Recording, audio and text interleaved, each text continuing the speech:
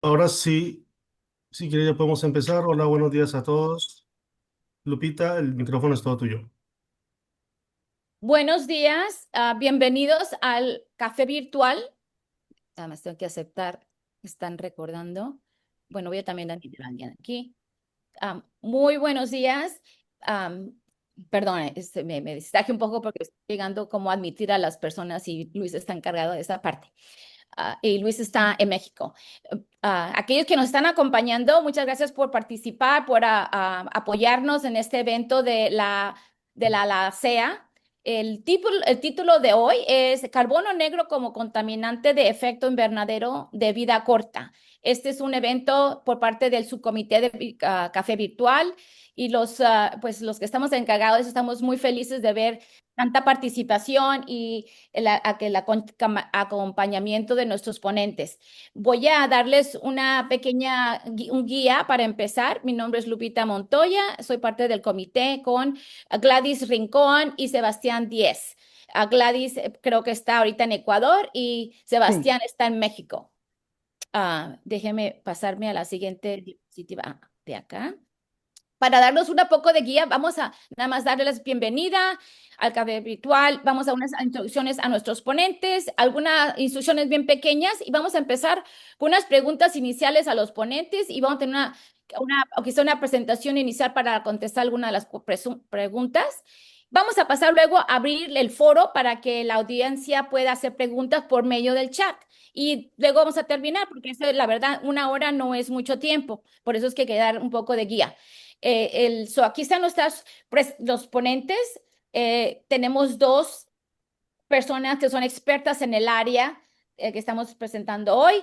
La doctora Patricia Kretzow, de la Universidad Tecnológica Federal de Paraná, y el doctor Jorge Saturno, de la Institución Nacional Alemana de Metrología y Tecnología Física.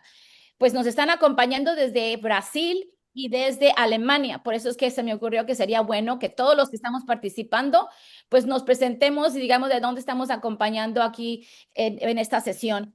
Voy a hacerla corta porque sí tenemos muy poco tiempo. Entonces voy a empezar con el doctor Jorge Saturno. Buenos días, doctor Saturno, que no me toca verlo por aquí.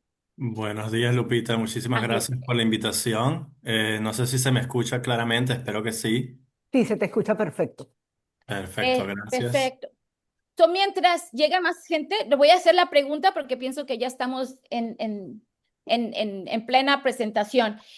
Una de las preguntas que queremos empezar, algo sencillo para que todos estemos como decimos en los Estados Unidos, en the same place. Empezamos todos juntos en cuestión de qué es el carbono negro y qué características peculiares tiene, que son especiales.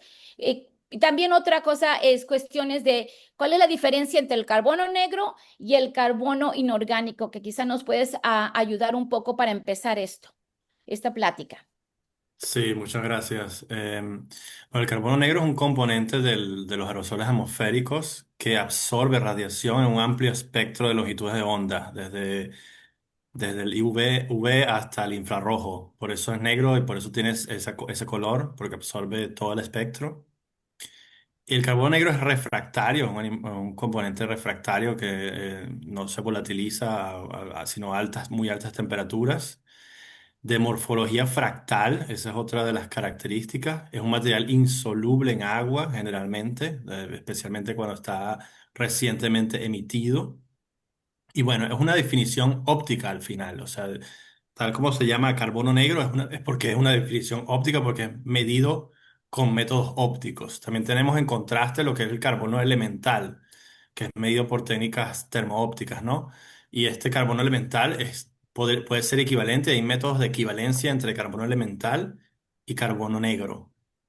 Pero bueno, en términos generales, eso es lo que es la definición del carbono negro que tenemos como para instrumental, la definición instrumental de carbono negro. Perfecto. ¿Nos podrías agregar cuáles son las fuentes más comunes de carbono negro? Bueno, el carbono negro es un producto de la combustión incompleta. Puede ser tanto de quema de biomasa, quema de bosques, quema abierta de biomasa, como quema cerrada de biomasa. cuando usamos, por ejemplo, para calentar espacio como nuestras casas, por ejemplo. Es muy común eso en latitudes del norte. Pero también por emisiones vehiculares, emisiones industriales, o sea, todos los procesos que involucren combustión producirán, por quema incompleta, van a producir aerosoles de carbonáceos, tanto orgánicos como refractario, material refractario que vendría siendo el carbono negro. Excelente. Muchas gracias.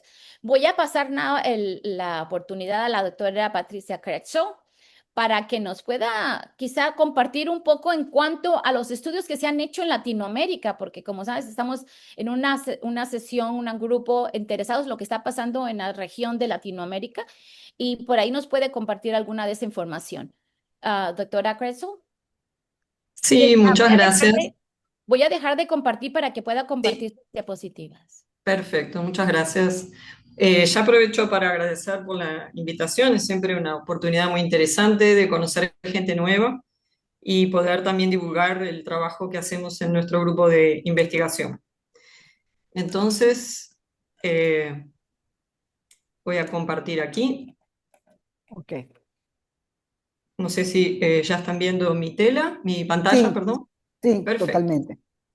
Bueno, entonces quería comentarles, así como estábamos hablando recién, que el doctor Jorge Saturno comentó los principales fuentes de emisión que tenemos de black carbon, ¿no? Como combustión incompleta. Aquí un resultado general a nivel global y dividido, ¿no?, por regiones del mundo, y nosotros estaríamos acá dentro de esta primera región de Latinoamérica y el Caribe. Y como ven, tenemos una componente importante de emisiones de transporte por vehículos, y aquí también se marca el transporte ese vial con la existencia de los super emitters, ¿no? O sea, emisores de alta gama. Luego aquí pueden también ver en verde toda esta parte que tiene que ver con quema de biomasa, sea tanto a nivel residencial, para cocción de alimentos, o también para calefacción de ambientes internos. Entonces, serían, según este inventario de 2017 de IASA, serían las principales fuentes que tenemos en la región. Pero quería compartir, antes de presentar investigación propia, quería compartir un artículo que encontré anoche, pensando en encontrar cosas nuevas relacionadas con el tema. Es un artículo muy interesante que fue publicado este año en Nature Communication, en el cual aquí ustedes pueden ver un paneo general de concentraciones ambiente de black carbon entre el año 2019 y 2023. Y como se puede ver bien claro, tenemos una parte aquí en el sudeste, en el sudeste asiático, de concentraciones muy grandes. Si pasamos a América del Sur, realmente tenemos pocos estudios, como puede ser visto, y este que está acá, que no sabía, coincidentemente, es uno de nuestros estudios que voy a mostrar más adelante, que es una pequeña climatología de black carbon para la ciudad de Londrina, Paraná, que es donde se encuentra nuestro grupo de investigación. ¿Por qué traigo este paper? Primero, porque da una idea interesante en términos de concentraciones ambiente de black carbon.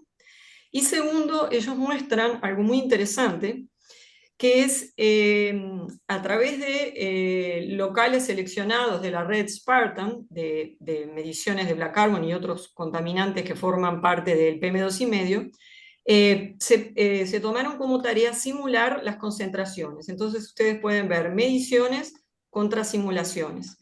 Y entonces, tomando todas estas ciudades del mundo, la única que representan para esta figura en particular, la región de interés, es la Ciudad de México, lo que se puede ver es que las correlaciones entre las simulaciones y las observaciones fueron buenas, con un R cuadrado de 73%, para los países más desarrollados y que tienen concentraciones más bajas. Cuando nos movemos para el resto del mundo, donde tenemos concentraciones muy altas, como pueden ver aquí, esa correlación es prácticamente inexistente.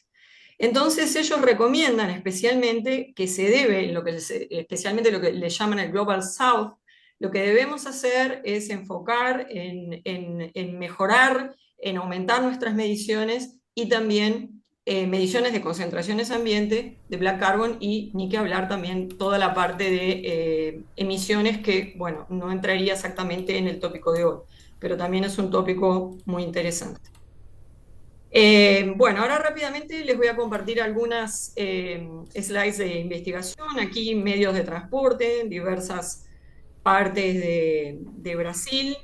Entonces, enfocando en transporte vial, que es Brasil tiene una flota de unos 128 millones de vehículos, de los cuales una fracción importante son vehículos pesados. Y aquí un primer estudio que hicimos en la ciudad de Londrina, a través de técnicas de modelado inverso, conseguimos determinar que, por ejemplo, lo que emite los vehículos pesados en relación a black carbon es 27 veces mayor que lo que emitiría un vehículo leve. Eso ya marca un camino de asuntos a estudiar, y esta situación no es solo propia de la ciudad de Londrina ni de Brasil, es un problema que acompaña a toda la región que nos interesa hoy. Aquí un estudio, por ejemplo, ¿y qué pasa con esas concentraciones que salen por el escape de los vehículos? Bueno, aquí un estudio para Montevideo, estamos dentro de un ómnibus diésel, y aquí ustedes ven Montevideo con aproximadamente unos 15, 14 microgramos por metro cúbico de black carbon, y podemos ver cómo se compara con otras ciudades de América del Sur. Esta aquí, que es la que gana todas, es Bogotá. Si hay alguien de Bogotá, seguramente escuchándonos, sabrá muy bien de esas concentraciones muy altas. Y como ven, si nos movemos para otras regiones del mundo, esas concentraciones bajan bastantes. Bueno, ahí es cuando estoy adentro de un ómnibus. ¿Y qué pasa el resto del día? Entonces, les voy a mostrar datos de un estudio ya que cumplió ahora, me di cuenta, 10 años, con los primeros microtalómetros que tuvimos. Están aquí, que como ven se pueden cargar en una mano, son ideales para exposición personal. Y de ahí entonces estudiamos la vida durante 2 días de 2 personas que viven en la misma casa, un hombre y una mujer. Aquí les muestro solo el caso de una pareja. Entonces ustedes pueden ver que la mujer, representada todo el tiempo, está cargando el aparato, excepto cuando duerme, que lo deja en el cuarto, el hombre también, y en la casa lo instalamos en un lugar externo, por ejemplo en el balcón. Acá pueden ver, ¿no?, que el transporte realmente es un elemento muy importante en esos 2 días de monitoreo. Aquí el único momento que ellos están en casa donde se ven concentraciones altas es cuando se les quema el pollo. Estaban cocinando domingo de noche y acá un accidente doméstico, y vemos cómo las concentraciones de los 2 equipos que están con ellos dentro de la casa suben bastante. Pero realmente está dominado por el transporte en medios de transporte, o ellos están caminando por la ciudad. Y aquí entonces concluimos que entre el 30 y 60% de la exposición diaria es debida al transporte. Entonces, este es un dato importante y que diría que sin lugar a dudas podemos generalizar a la región. Luego utilizamos esos mismos microtalómetros, además de otros equipos pequeños, y hicimos diversos tipos de estudios, todos con monitoreo móvil, por ejemplo en la ciudad de Londrina, como que les conté, donde estamos basados, en la ciudad de San Pablo, en Río, en Curitiba y en Ilha do Mel, que es una isla que está aquí en la costa del estado de Paraná. Y ahí envolvimos pedaleando en ómnibus, en aviones, en subte, en barcos pequeños, grandes. ¿Ah? Entonces voy a elegir solo algunos ejemplos que tal vez no son tan cotidianos como es el viajar en un ómnibus. Aquí el layout digamos, los equipos que pusimos dentro en el caso de monitoreo en bicicleta. Aquí está el equipo de black carbon. Bueno, como ven, hay otros monitores que no tenemos tiempo de hablar ahora de ellos. Y aquí un receptor de GPS para georreferenciar nuestras mediciones. Luego de esto, entonces les voy a mostrar aquí, que es un estudio bastante inédito, que ya lo publicamos en el 2017, pero pueden ver qué es lo que sucede cuando nos tomamos un avión. Entonces acá, por ejemplo, salimos del aeropuerto de Río de Janeiro, Santos Dumont, vinimos para Londrina, pero vía San Pablo, el aeropuerto de Congonhas, que también es un aeropuerto súper transitado. Y aquí ustedes ven el perfil de esas concentraciones de black carbon y obviamente llaman la atención estos picos muy altos, que son en los momentos en que nos estamos transportando entre la terminal y el avión vía ómnibus, y otra vez ómnibus diésel, cosa que aparentemente, según lo que mostré antes, no nos debería llamar la atención. Después, dentro de los zaguanes, en los aeropuertos, también en las zonas comunes, también puede haber contaminación por black carbon, como ven, hay áreas de alimentación mal Claro. ventiladas, en fin, y para destacar que cuando estamos dentro del avión, felizmente los filtros del avión funcionan bien, y ustedes ven que las concentraciones cuando estamos en vuelo caen mucho como esperado. Ahora, entonces aquí podrían ver que las peores exposiciones tienen que ver con cuando estamos entonces en esos viajes en ómnibus o dentro de un tubo yendo al avión, y lo más limpio es dentro del vuelo. Para ilustrar otro medio que tal vez tampoco es muy estudiado, aquí tenemos medios de transporte masivos que se hacen con estos barcos que cargan entre 1.300 y 2.000 pasajeros y estarían haciendo digamos, el traslado entre dos ciudades vecinas, Río de Janeiro y Niterói.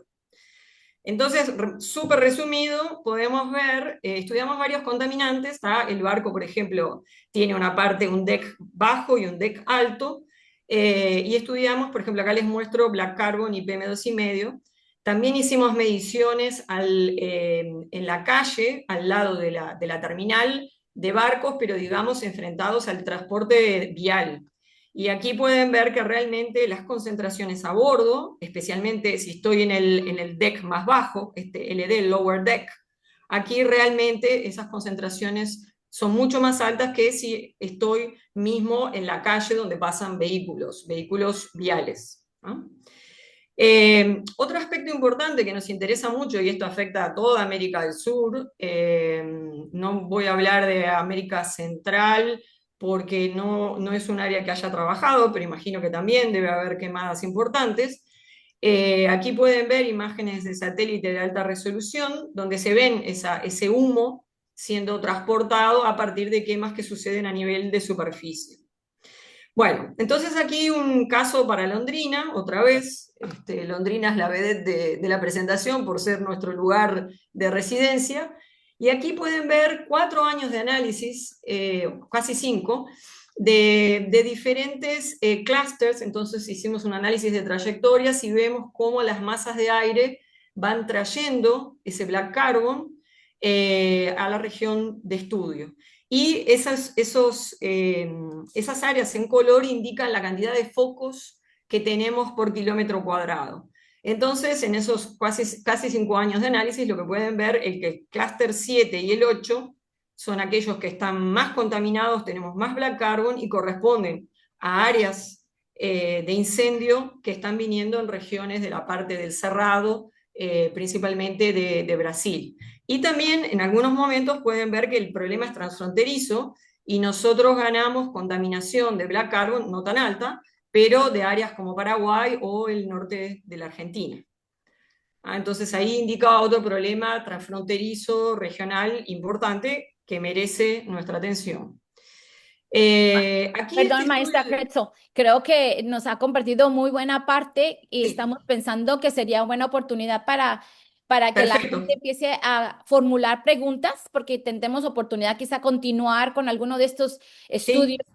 Y la verdad es que ya nos están llegando también información, a gente tiene preguntas, y también nosotros tenemos otra lista que nos puede ayudar para continuar esto.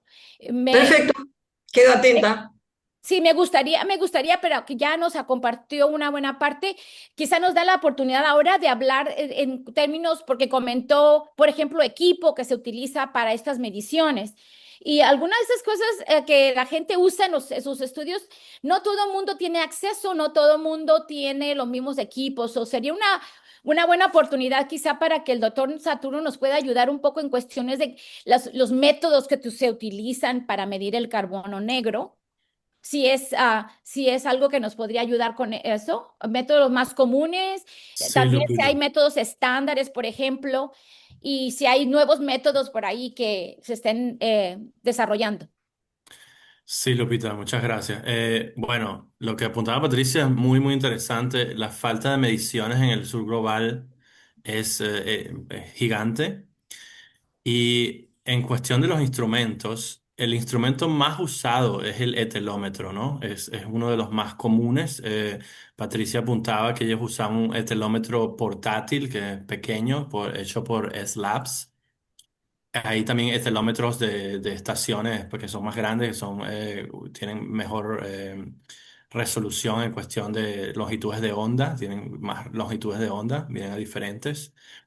Pero la cuestión en los métodos de medición de carbono negro es que hay muchos artefactos asociados con la medición en filtro, que son esas mediciones de atenuación de la luz que usan, por ejemplo, el MAP, el etelómetro, que hay muchos problemas con el filtro como tal que dispersa la radiación y eso crea unos artefactos que hace que se sobreestime la concentración de carbono negro. Eso es bien conocido, por ejemplo. Si tú comparas un etelómetro con un espectrómetro fotoacústico, vas a tener un factor de entre 2 y 5 de diferencia, o sea, que es bastante considerable. Y un espectrómetro fotoacústico en este caso sería como una técnica que podría ser una técnica, un estándar primario, una técnica de referencia. Y esto es bien conocido en la literatura que existe ese problema con las técnicas que usan atenuación y es uno de los grandes retos que tenemos que resolver, ¿no? Cómo podemos tener un sistema de referencia que sea una técnica que mida la absorción por parte de las partículas, que la mida de la forma más exacta posible y que este método pueda ser usado como para calibrar los instrumentos que están en el campo, que en este caso serían los etelómetros o los mini etelómetros o los que sean en este caso, ¿no? Idealmente, deberíamos tener en campo más campañas con instrumentos in situ. In situ quiero decir el fotoacústico, por ejemplo, el espectrómetro fotoacústico, o también hoy en día existe el interferómetro fototermal, que es otra técnica también que podría ser de referencia. Estos instrumentos, el fotoacústico y el fototermal, miden la absorción de la partícula tal cual como está suspendida en el aire. Es decir, no usan un filtro donde la partícula se deposita. Los métodos más comunes son el etelómetro, donde la partícula se deposita en un filtro, oscurece ese filtro y cuanto se atenúe la luz es proporcional a la masa de carbono negro. Uno de los grandes problemas de estos métodos es que son calibrados, por ejemplo, contra la técnica de carbono elemental. Es decir, tú depositas ese material en tu filtro y calibran, el fabricante de este instrumento calibra midiendo la cantidad de carbono elemental que había en esa muestra usando la técnica ECOC. Esto puede ser problemático, por ejemplo, cuando tenemos carbono café, por ejemplo. O sea, tenemos el carbono café, que es el carbono marrón, que es producido muchísimo por la quema de biomasa.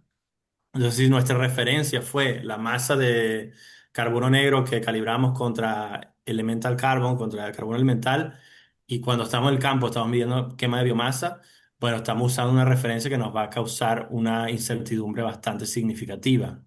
Entonces, no sé si yo pudiera mostrar rápidamente algo, aquí Claro. Sí, sí, una tienes la lámina. opción para compartir.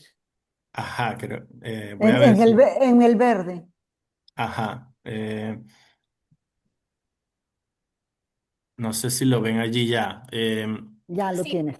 Estas son Sí. las distintas métricas relacionadas con el carbono negro y el carbono elemental. O sea, tenemos en color púrpura, tenemos las métricas que son de masa, es decir, que donde se mide la masa del material. Y en color azul tenemos las métricas que son ópticas, donde mido la absorción de este material. Al lado izquierdo, en color púrpura, tenemos esa concentración de elemental carbon, concentración de carbono elemental, por ejemplo, es un método que está estandarizado desde hace muchos años. Es ese método ECOC que usamos hace muchos años. Y usando el MAC, es decir, la sección transversal de ese material, podemos convertirlo a absorción de ese material en términos ópticos. Pero tenemos que asumir ese MAC, esa sección transversal. Y ahí es donde uno de los grandes problemas que introducen mucha incertidumbre en estas mediciones, ¿no? Si vamos al lado azul, que es el lado óptico, tenemos el etelómetro que mide la concentración de carbono negro equivalente, ¿no? Y lo Ok. que llamamos el equivalent black carbon. Y lo transformamos en coeficiente de absorción usando ese MAC que viene en el instrumento, en el etelómetro. Y ese MAC está calibrado contra elemental carbon. Es decir, que ahí introducimos otro factor de incertidumbre. Y podemos convertir usando el MAC, en este caso, el que está en el círculo verde, ¿no? El MAC real, en este caso, si lo pudiéramos medir, en concentración de carbono negro. O sea, hay una cantidad de métricas asociadas a estas mediciones que introducen una cantidad de incertidumbre en cada paso que tenemos que tener cuidado con todo esto. Y si ven abajo en verde escrito, está también el factor de enriquecimiento de la absorción. Es decir, cuando tenemos una partícula de carbono negro en la atmósfera, si se deposita alrededor de esta partícula una capa de aerosoles que dispersan la radiación, una capa transparente, eso crea un efecto óptico de lente.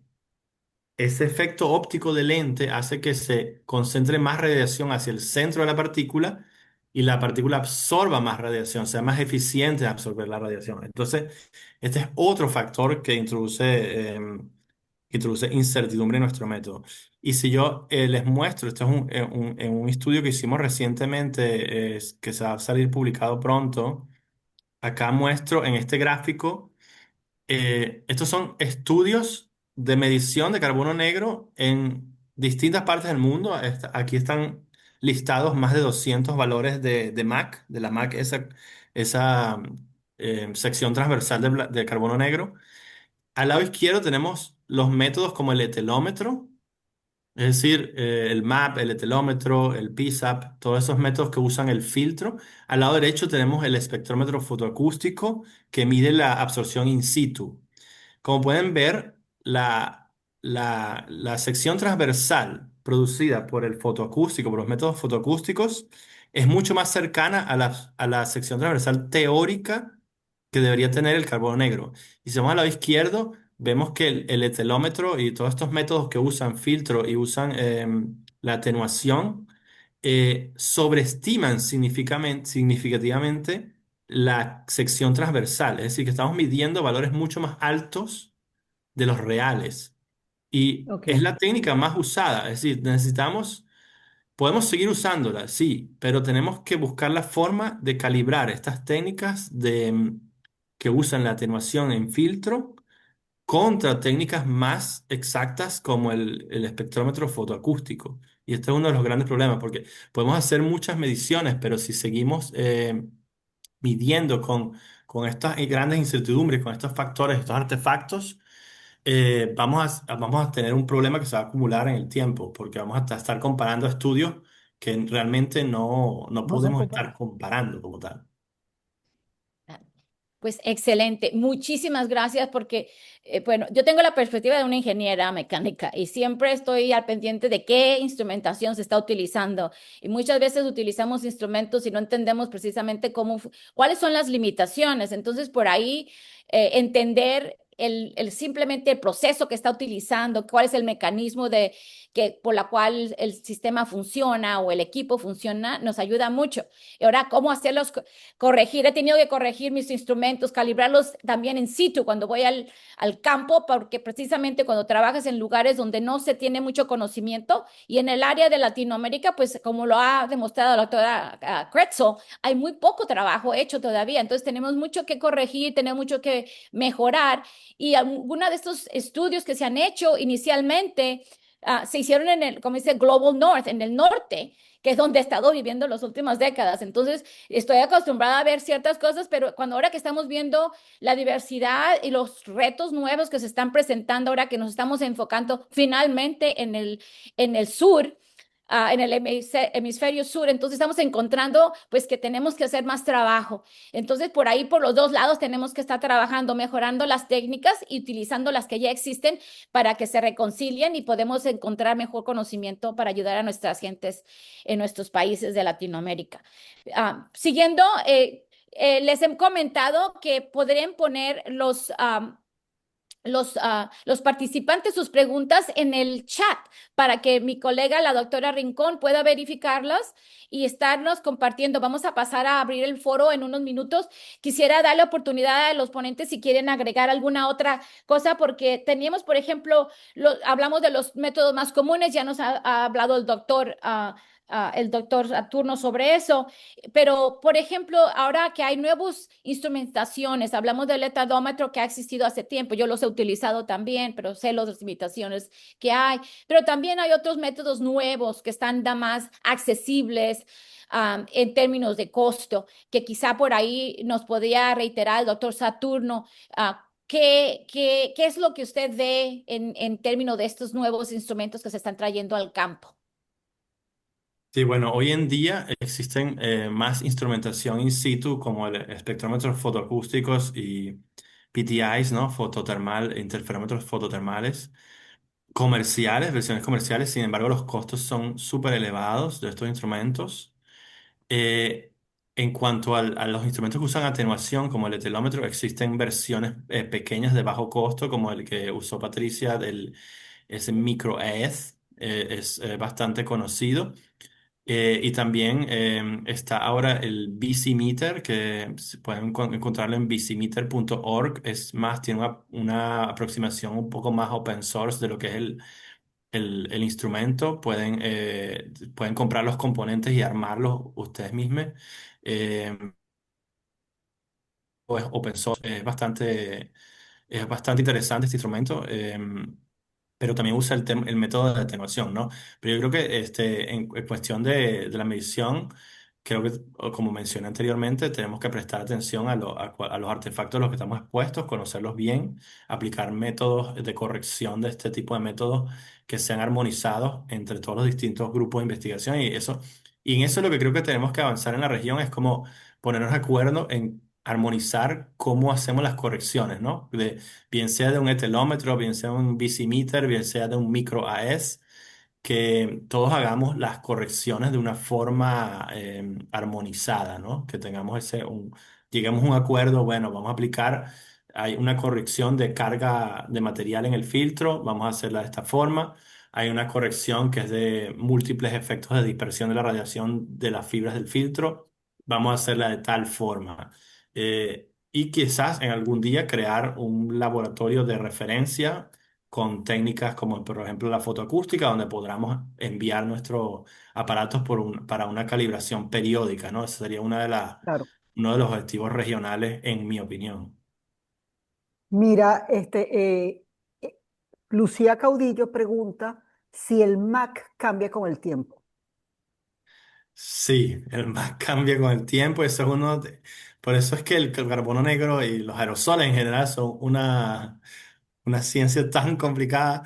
El Mach de un gas no cambia, ¿no? Con el tiempo. En cambio, tenemos el carbono negro que está constantemente cambiando. O sea, apenas es emitido, tiene un Mach, luego se va envejeciendo, se va cubriendo con otro material, cambia el Mach, luego se hace y se va emblanqueciendo. O sea, es algo dinámico.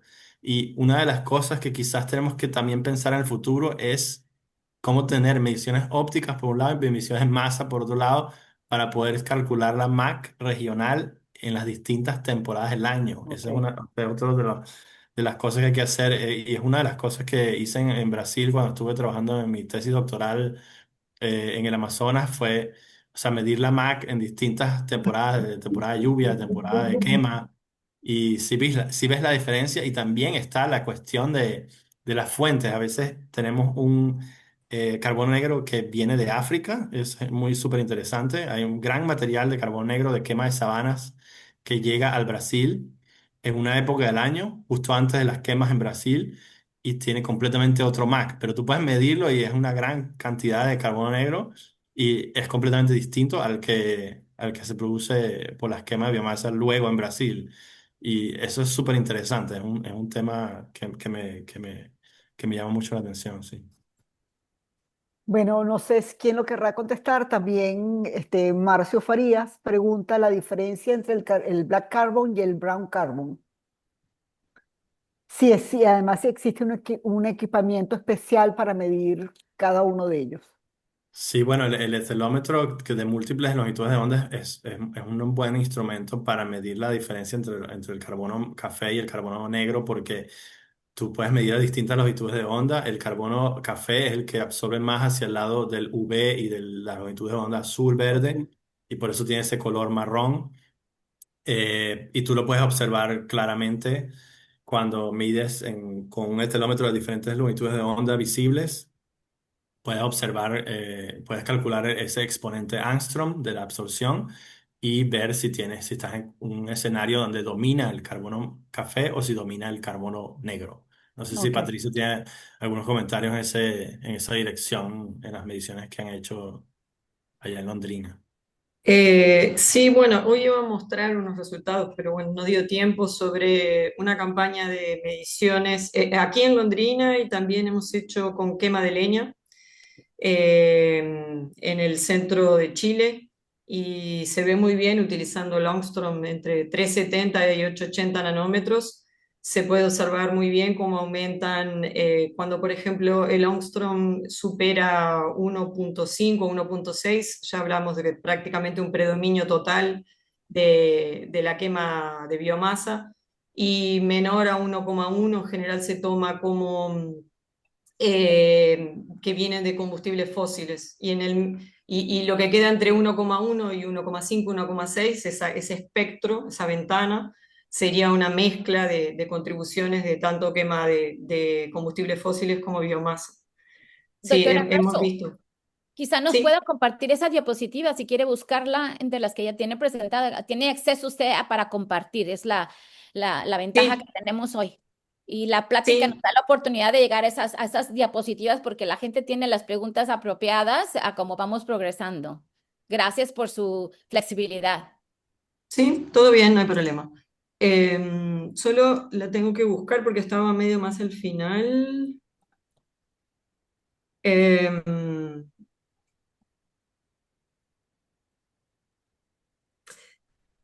por ejemplo, aquí no había enfocado exactamente en este tema, pero aquí, por ejemplo, pueden ver cuando muestro la dependencia le llamé black carbon para no complicar, digamos, no Sí. diferencié entre brown carbon y black carbon, pero bueno, aquí están las longitudes de onda. 370 sería la curva roja y 880 sería la curva negra. Entonces, aquí pueden ver cómo esa sería una dependencia del black carbon con la temperatura.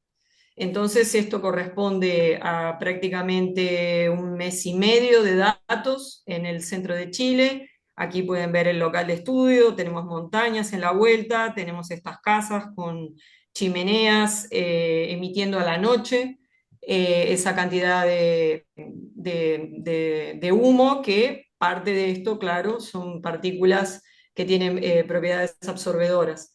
Y de ahí entonces cuando hicimos la relación con la temperatura ambiente, lo que se puede ver es que se despegan mucho esas curvas de Black Carbon 880 con 370 en el momento que la temperatura baja, que es justamente cuando tenemos la quema residencial de leña. Y bueno, y en términos, por ejemplo, aquí de la velocidad del viento, los dos se comportan muy parecido y tienen esa disminución importante de las concentraciones cuando aumenta la dispersión de las Claro. partículas.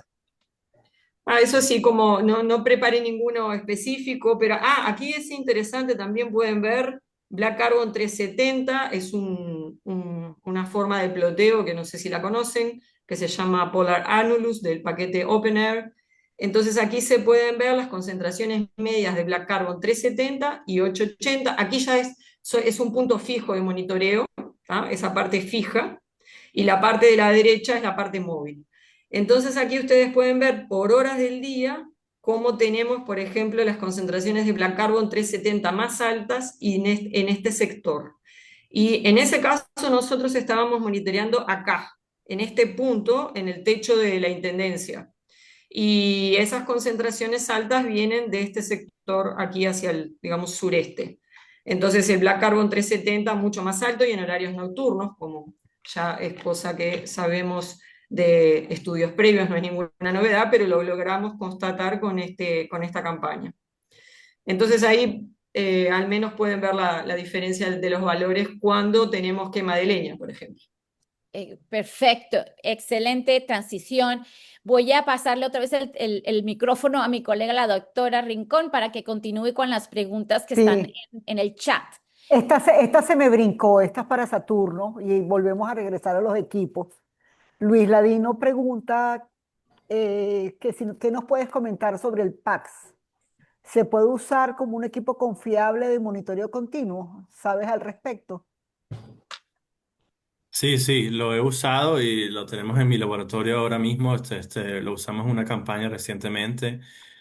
Es un instrumento bastante confiable. La única desventaja es que es una sola longitud de onda, ¿no? Pero para monitoreo de carbono negro eh, constante o continuo, me parece un buen instrumento, especialmente si usamos una longitud de onda como 870 nanómetros, que es una de las versiones del PAX, porque así eliminamos esa parte de contribución del carbono café y bueno, sabemos que lo que estamos midiendo es carbono negro. Es un instrumento bastante confiable.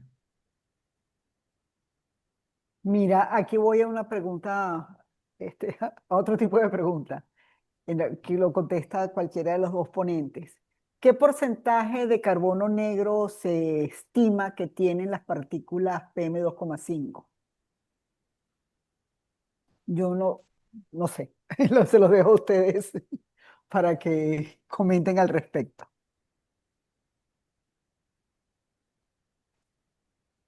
No sé si Patricio quieres aportar en esa dirección, pero bueno, es muy variable, creo yo. Es muy variable, ¿verdad? Porque depende, ya por lo que hemos visto, depende de montones de situaciones que no podemos tomar en cuenta. Sí, puedo hacer un pequeño Sí, comentario. Sí, es muy variable, va a depender del tipo de fuente, de qué tan lejos estamos de esa fuente. Hay momentos que puede ser menor a 5%. Tenemos el caso de incendios extremos en el centro de Chile en febrero del 2024, que fue un Wildland Urban Interface Fire muy extenso, donde murieron más de 100 personas y teníamos en cooperación con colegas chilenos equipos, un atalómetro funcionando y se llegaron a medir en algunos episodios puntuales más de 65% del PM2,5 era Black Carbon. Y estamos hablando de concentraciones que llegaron a unos 1.300 microgramos por metro cúbico, a valores de 5 minutos. O sea que el espectro es muy amplio y va a depender mucho de qué tan cerca estamos de la fuente y el tipo de quema que se realiza. Bueno, quizá tengamos la oportunidad ahora de que ya nos acercamos un poco más al área de mi propio interés en cuestiones de la intersección con salud humana, en cuestiones de cómo es que nos afecta, no solamente en términos de visibilidad y el medio ambiente, pero también qué se ha aprendido en cuanto al efecto del carbono negro y la salud, qué vínculos se han encontrado. No sé si se sientan ah, ah, a gusto respondiendo relacionado a eso o pues, seguimos con algunas otras preguntas. La teníamos en nuestra lista de preguntas en cuanto al carbono negro y efectos de salud. Si tienen algo que aportar o continuamos por otro lado. Bueno, no he trabajado particularmente con marcadores biológicos, pero lo que sí se sabe es que el carbono negro que tiene como origen emisiones de vehículos que funcionan a diésel, hace mucho tiempo que ya ha sido determinado como un cancerígeno. Y hay otra propiedad fisicoquímica que tienen las partículas de carbono negro, que no sé si el doctor Jorge Saturno la mencionó al inicio, pero que tienen una porosidad elevada. Eso hace que exista absorción de sustancias como los pHs, que no me acuerdo cómo es la palabra en español, hidrocarburos Poliaromáticos. policíclicos aromáticos, Aromático. aromáticos policíclicos. Bueno, entonces, claro, esas partículas, ellas van a proveer el substrato en el cual se absorben esos gases, esos pHs, y viajan hacia el interior del cuerpo. Entonces, digamos, ahí digamos, ellos tienen su efecto como partículas, pero además como transportadores. Excelente. Maestro, bueno, doctor Bueno, Saturno, Sí, ¿algo quiere agregar? no mucho que agregar a lo que dice Patricia. Es un vehículo de que absorbe contaminantes cancerígenos y los transporta, ¿no? Como tal, el carbono negro no sería lo más tóxico, pero sí los componentes que se absorben sobre su superficie. Y Y una de las cuestiones que hay que tener en cuenta es también el tamaño de partícula, porque de eso dependerá la penetración en nuestro organismo. Y mientras más cercanos estemos a las fuentes como emisiones vehiculares, mientras más estemos más cerca de las carreteras, de las fuentes, la emisión como tal, eh, más peligroso, ¿no? Porque más tóxico, porque la partícula es más pequeña, ha envejecido menos, está fresca, eh, puede penetrar hasta niveles de los alvéolos pulmonares, o sea, es la cuestión del tamaño de partícula también, y es una de las cosas que tenemos que monitorear también en nuestros sistemas de monitoreo, en la distribución de tamaño. Es muy importante tener esto en cuenta, de que tenemos que monitorear la distribución de tamaño e ir a tamaños de partículas ultrafinas. Hemos monitoreado PM10, o sea, PM10, PM2.5 desde hace décadas, pero debido a la tecnología que no estaba desarrollada hasta ahora, no hemos prestado mucha atención a lo que es las partículas ultrafinas, que son las menores a sí, 100 nanómetros. Y estas son las más tóxicas realmente al claro. final. Entonces, tenemos que adaptar nuestras regulaciones y nuestras redes de monitoreo para prestar atención a lo que son las UFP, las partículas ultra finas, que son realmente las más tóxicas, que son menos monitoreadas en las redes de monitoreo actual. excelente. ¿Podemos pasar a alguna otra pregunta que tengamos en la lista? Pero Sí, antes de pasar, para una clarificación, voy a expresar mi ignorancia.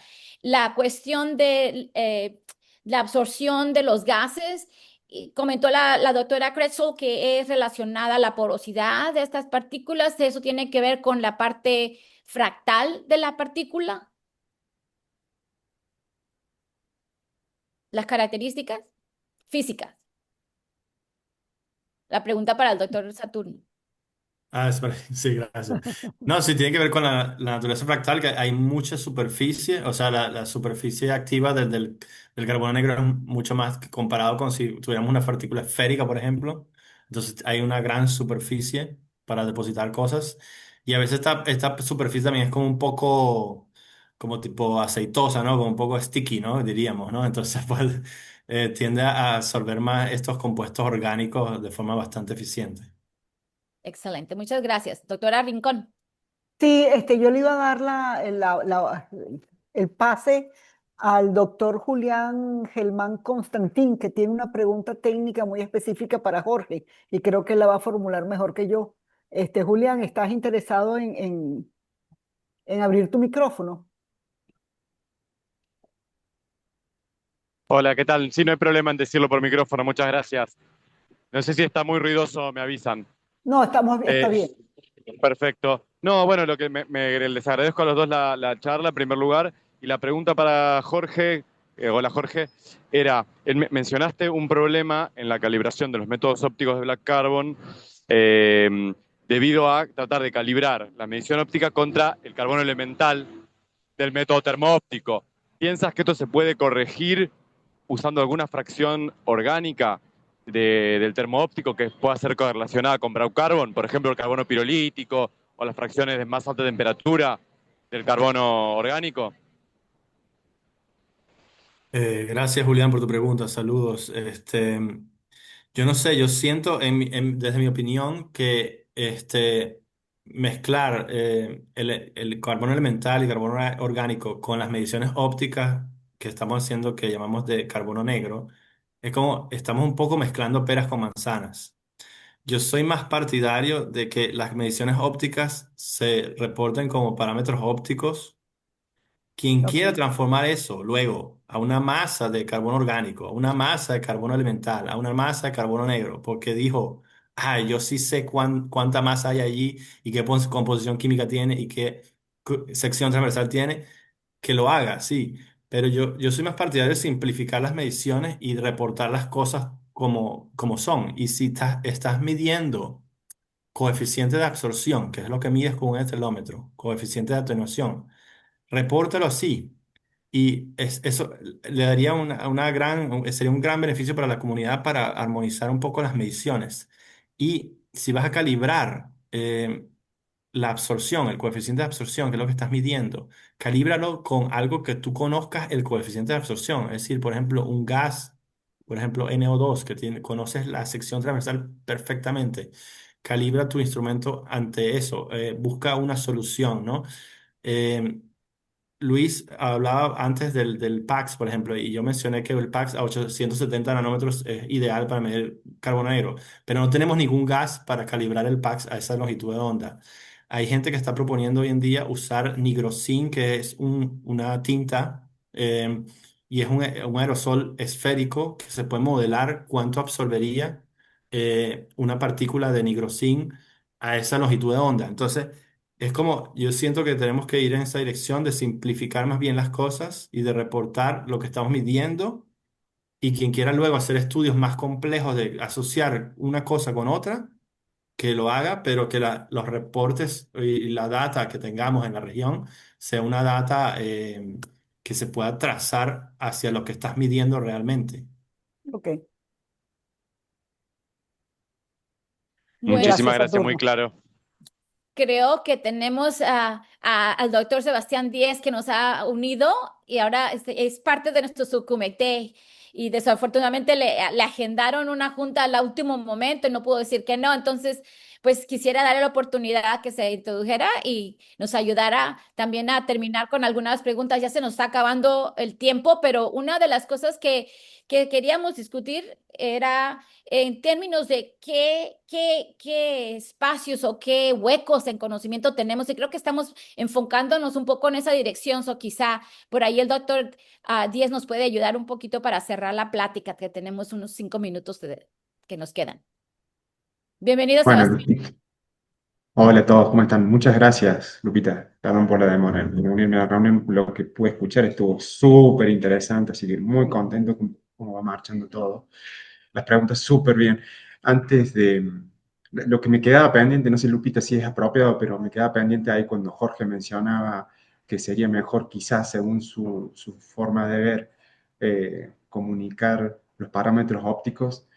Cómo desde nosotros, desde la comunidad científica, cómo podríamos hacer para, y la doctora Crexel también, cómo podríamos hacer para movernos en esa dirección, si es que esa fuera la dirección, ¿no?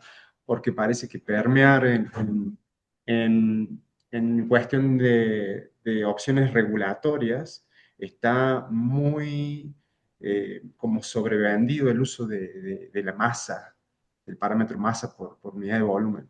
Entonces, ¿cómo creen ustedes, pensándolo ya más en cuestiones de llevar esto a la práctica, cómo podríamos hacer para convencer a los stakeholders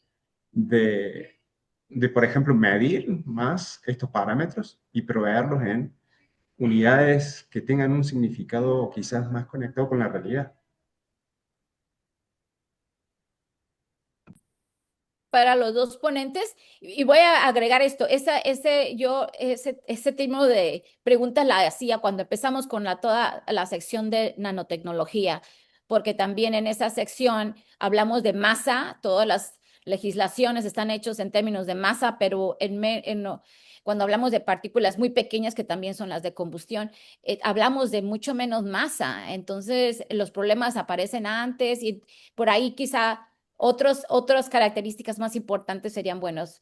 Les paso el micrófono a los ponentes. Jorge, si tú querés contestar primero. Bueno, chévere. Contesto rápidamente, Sebastián, gracias por la pregunta. La cuestión del uso de masa es una cuestión que es porque es lo que había, ¿no? Es lo que estábamos midiendo. Filtros de PM2.5, filtros de PM10, eso lo usaron los epidemiólogos para hacer sus estudios epidemiológicos por las últimas décadas y quieren seguir haciéndolo, porque ¿cómo haces para tener una línea de tiempo si estás haciéndolo con masa desde hace décadas y de repente cambias la métrica? Entonces no tiene mucho sentido, ¿no?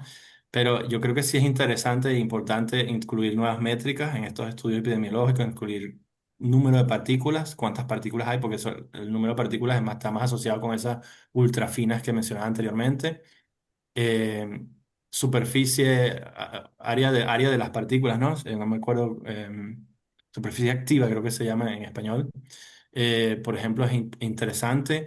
Hace poco escuchaba una charla de una métrica que es relacionada con la superficie depositada en el pulmón. Hay una métrica que se llama así, no sé, no recuerdo exactamente cómo se traduciría al español, ¿no? Pero de deposición en el pulmón, ¿no? Entonces, una métrica que estaría más acorde con lo que es la toxicología de la partícula, ¿no? Entonces, creo que podemos tener espacios de diálogo y en esa cuestión creo que la CEA tiene mucho que hacer en cuestión de crear, y lo está haciendo con estos espacios que están creando, ¿no? De dialogar y ver cómo hacer, ¿no? En el futuro, ¿no? No tenemos que imponer nada a los reguladores. Yo creo que más bien dentro de la misma comunidad tenemos que tener esa conversación de que cuáles serían las métricas más apropiadas para monitorear en el futuro. Voy a contestar rápidamente, que quedan poquitos minutos. Yo creo que tal vez pasa lo mismo, ¿sí? Entre reportar medidas ópticas como coeficientes de absorción o como la parte de concentración en masa con también el número de partículas. Durante mucho tiempo se debatió lo mismo y hoy en día creo que no hay discusión que el número de partículas es una métrica importante. Claro. Así mismo que ella no es considerada desde el punto de vista regulatorio. Por ejemplo, la Unión Europea está utilizando ya desde hace unos años el número de partículas emitidas para la parte de vehículos, de emisiones vehiculares, pero no, digamos, no está impuesto en la parte de concentraciones atmosféricas. El tema es que lo que veo aquí, que desde el punto de vista científico, la recomendación podría ser, bueno, cuando uno escribe un artículo, no había pensado en esto, pero decir, bueno, yo reporto en microgramos por metro cúbico para poder conversar con el resto de la comunidad o comunidades que trabajan con epidemiología, pero también podría tener un anexo, un material anexo suplementar en el cual reporto la parte óptica, o por lo menos, al menos informo qué Mac estoy usando para esa conversión. Esa podría ser una posibilidad. Desde el punto de vista de las personas que trabajan en el gerenciamiento de la calidad del aire, creo que estamos años luz de cualquier tipo de discusión.